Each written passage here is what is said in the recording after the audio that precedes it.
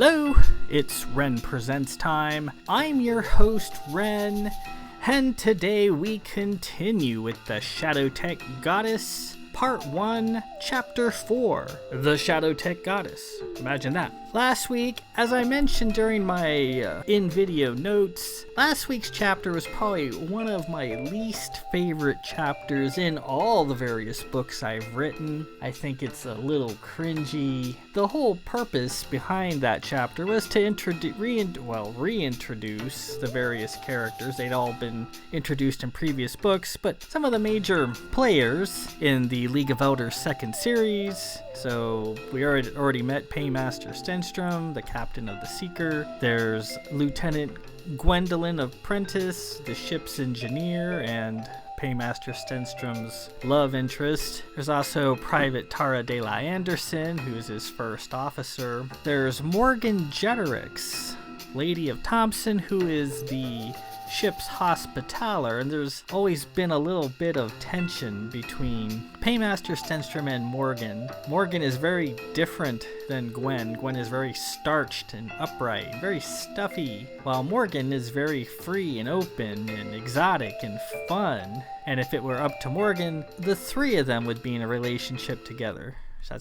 She just follows her heart wherever it happens to take her. And we see Melazarr of Caroline again, and she gives Paymaster Stenstrom the lowdown of what happened to her outside of Burlinson, how her date tried to get her drunk and then sacrifice her to some sort of pagan god, the Shadow Tech Goddess. And so, as foretold by Queen Gwendolyn, things are in motion, and Paymaster Stenstrom should soon know where to take the anatometer. Also, Paymaster Stenstrom, I wanted him to be different from my previous protagonist. Captain Davidge was very monogamous. He basically had Sig the entire time. Their son, Lord Cable, was spoken for before he was even born by Lady Samidoran of Monima. I wanted Paymaster Stenstrom to be younger, more non-committed, so to speak. I wanted him to end up in various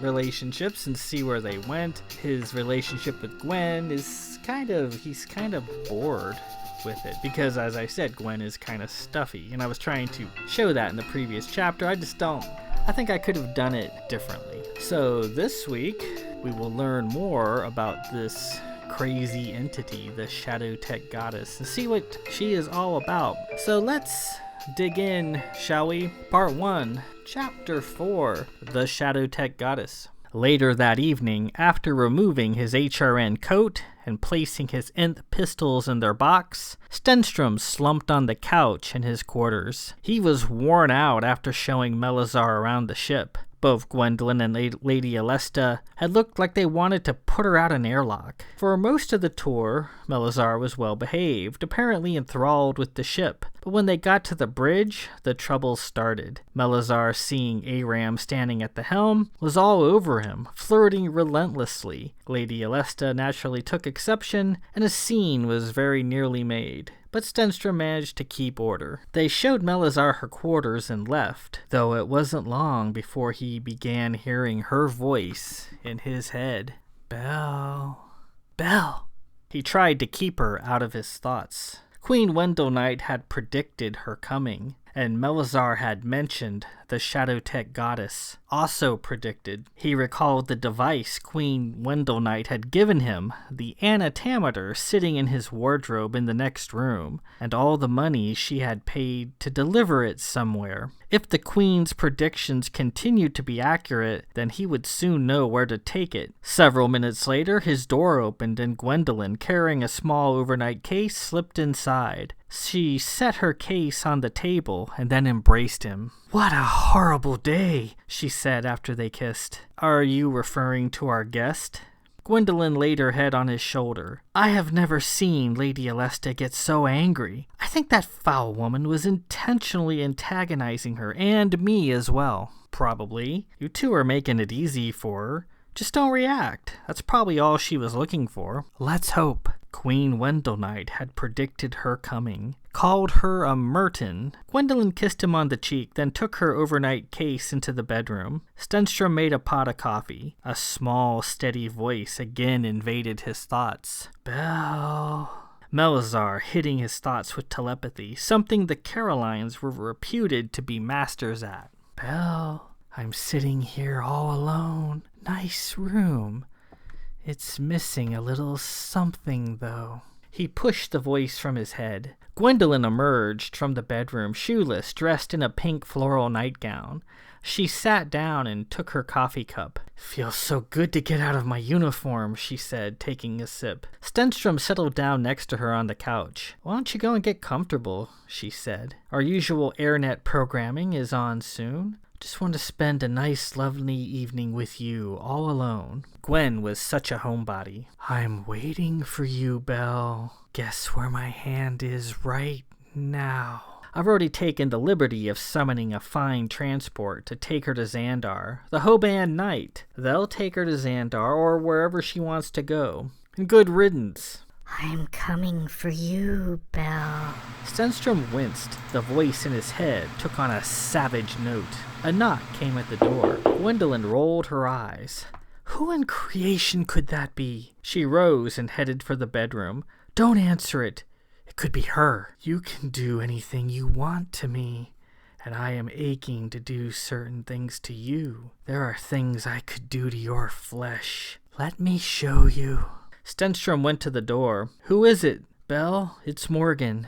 Can you let me in? He opened the door to find Morgan Jederick still in her black hospitaller uniform. Well, this is a surprise. He stepped back to let her enter. He offered her a cup of coffee. Morgan Jederick's. Stenstrom had a very strange relationship with the Samaritan class Hospitaller and member of the Ephesians, a suborder within the Hospitallers. He often wondered what might happen if he and Morgan were left in a room alone for too long. He wondered. Such thoughts were unbearable. The sisters were in him this evening, and he saw the flowing details of her 4D tattoo, the sister's golden crest on her face, marking her as a certified empath, floated prim and proper over a turbid sea of passion and desire. On days when he could see her tattoo, he wanted her like nothing else. So what's the deal? He asked Morgan. Something on your mind? Yes, as always. Got a visitor, Belle? Somebody's in your head with you, right? I believe so. I can guess who it is. She's probably whispering sweet to-dos in your ear, or worse, right? Morgan reached into her pocket, fished around, then held out a small wooden carving. Here you go. This should help. When Stenstrom accepted the carving, Morgan ran her finger across his palm as he took it. His palm lit up from the momentary touch. A bullabung. Very nice, he said, looking at the carving. I should have known you'd be up on all your esoteric trinkets. With that in your hand, she's not going to be able to get in, and you'll have some peace and quiet. She's probably tearing her quarters apart in frustration right now. Kinda know how she feels. I'm surprised you don't already have one on you. Not a whole lot of highly telepathic people on this ship, but you're right, I do have one here somewhere. I just have to dig it out. He gazed at her sturdy body sitting on his couch. So... She put her hand up and hushed him.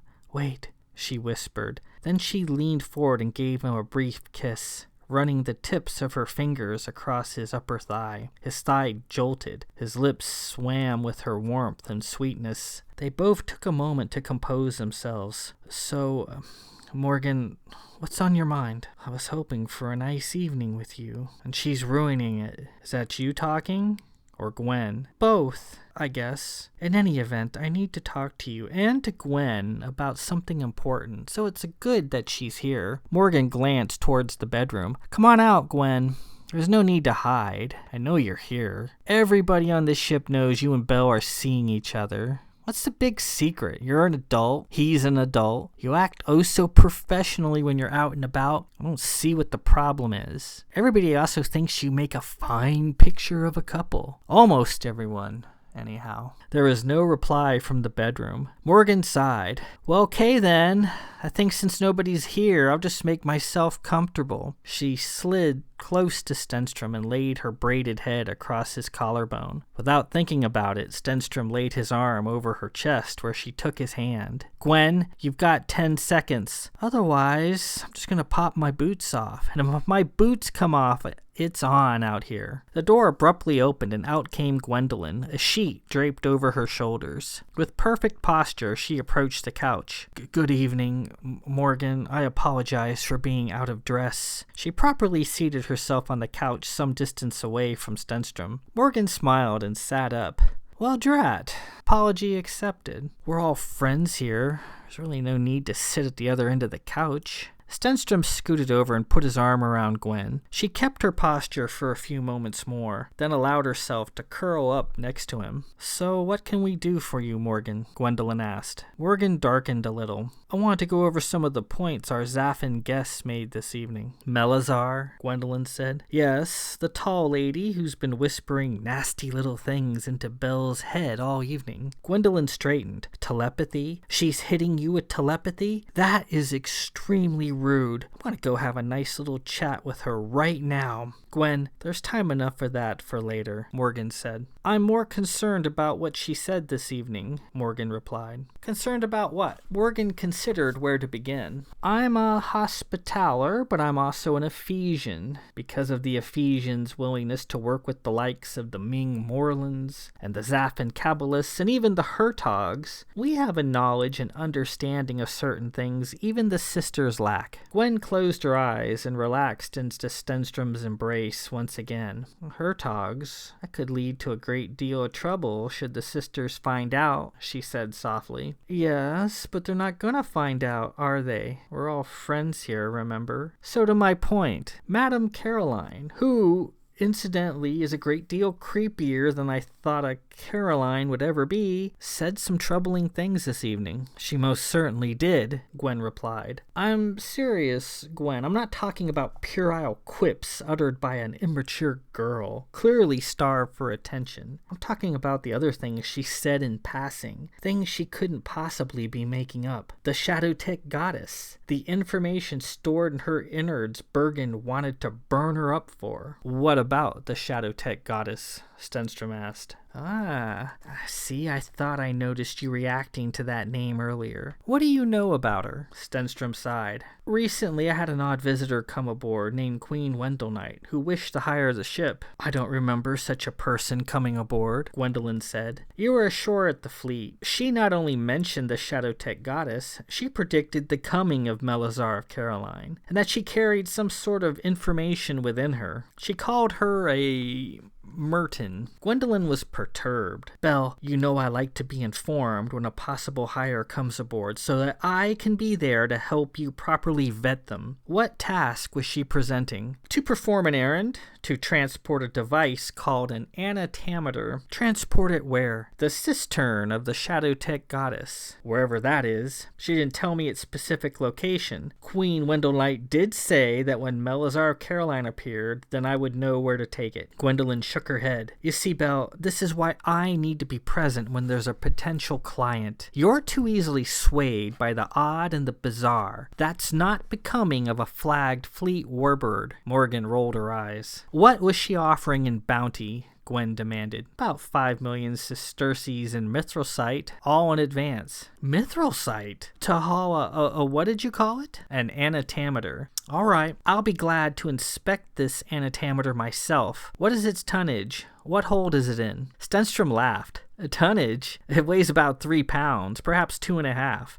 and it's small enough to fit in my coat. It's currently sitting in my wardrobe. Gwen was livid. Oh, creation, it's an arcane device, isn't it? What have I told you about this, Belle? Go get it. Please. As Morgan snickered, Stenstrom went to his wardrobe. He pulled out a small round item wrapped in a linen cloth, returned to the couch, then set it down on the table. What is that? Gwen asked. Stenstrom unwrapped it. This is the device. This is the anatometer. Gwen picked it up and examined it. Looks like a polished rock to me, possibly a common chalcedony or moganite. She tinkered with the knob on the top and couldn't turn it. Seems like nothing. And you were given 5 million in mithrosite for this? Aye. The funds have already been submitted to the fleet. Seems a rich bounty for a mere fantasy, doesn't it? That will fill our quotas for years to come. Gwen set it back down on the table. It's not warm. It doesn't make my fingers tingle. It's not setting off any of the shipboard detectors, therefore I assume it's not radioactive. We shall run it over with a fine-tooth comb in engineering. Honestly, Belle, you should have given me this to look at straight away.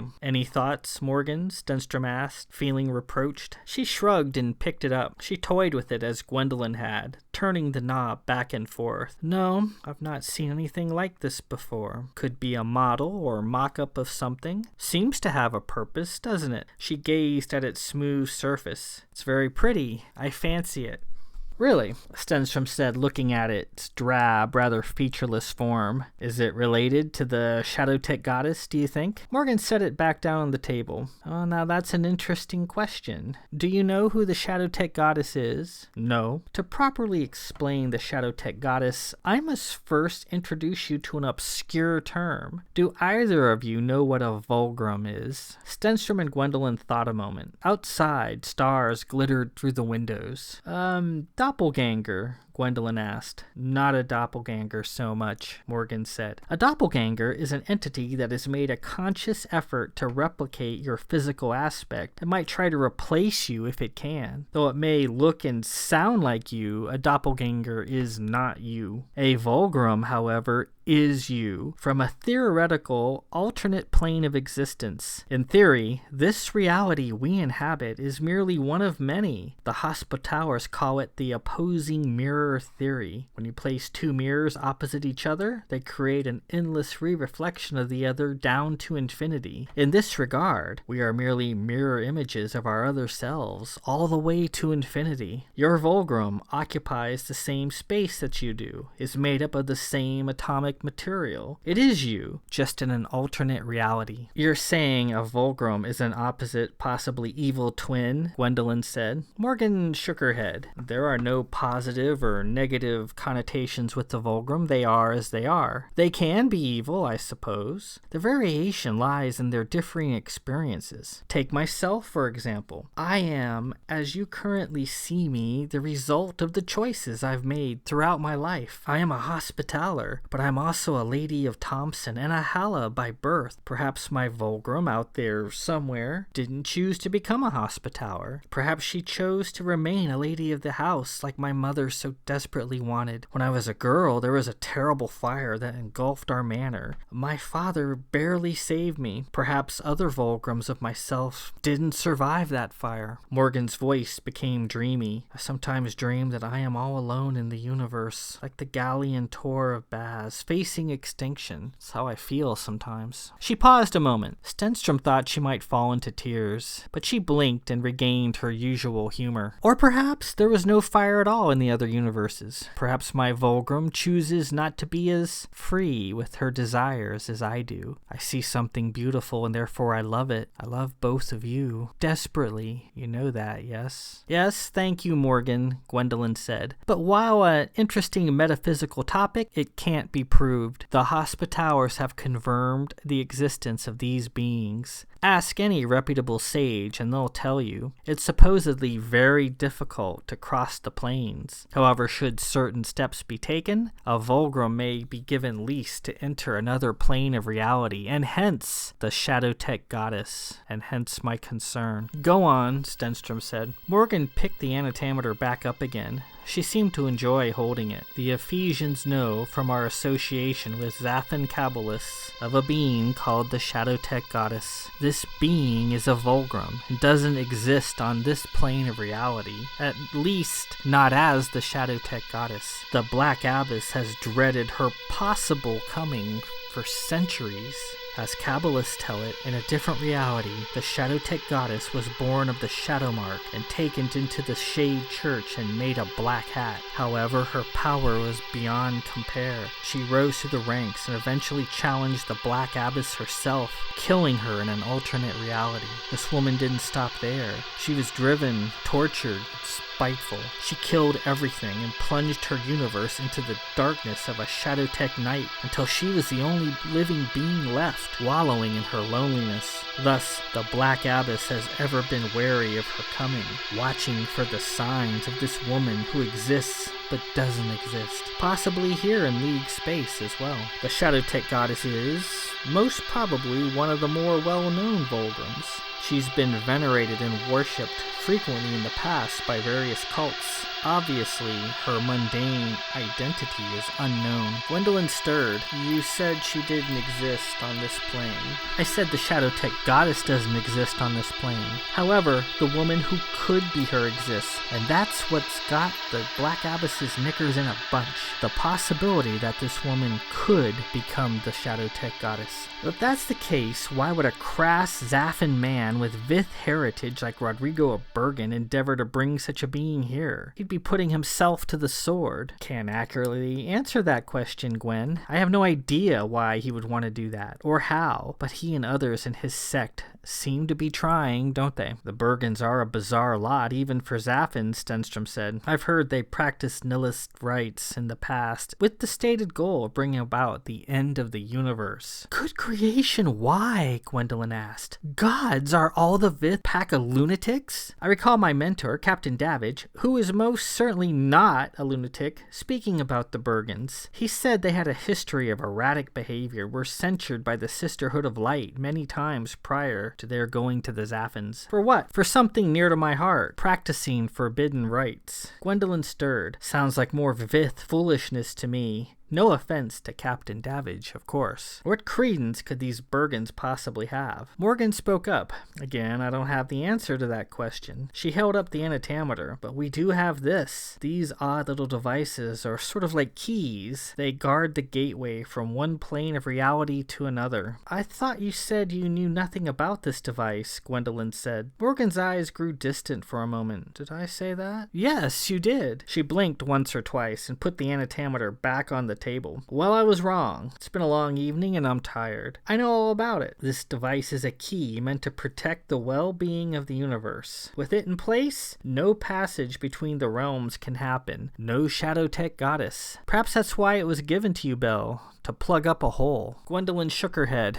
What drivel. Such a thing cannot exist. It violates every law of physics I care to quote. Yet, here it is. So what are you suggesting, Morgan? Gwendolyn asked. I'm saying we take it to where it needs to go and put it in place. If you're right, Gwen, then doing so will amount to nothing more than a wasted afternoon. If I'm right, however, then taking the anatometer to where it needs to go might help save us all. From what? From Rodrigo of Bergen and his cult of nihilists? From the Shadowtech goddess? Gwendolyn's scholarly sensibilities were outraged, and Stenstrom felt a lecture coming on. Gwen, Morgan brings up a good point, actually. She brings up two good points. In any event, we were paid handsomely to take this device somewhere, and I don't intend to cheat Queen Wendell Knight out of her money. We'll take it to where it needs to go, and that'll be the end of it. And if by doing so we casually manage to safeguard the universe, then so much the better. Very well, Gwen said. After I certify it's safe, we'll do what we were paid to do. The question is, where do we take it? Morgan, any thoughts on the matter? Morgan stood and rolled up her sleeves.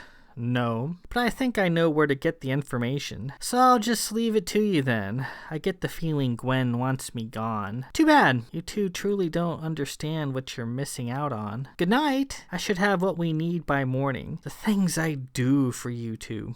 She headed out the door. Stenstrom and Gwendolyn watched her depart. What in creation was that all about? Gwen asked. I've no idea. I like Morgan, truly.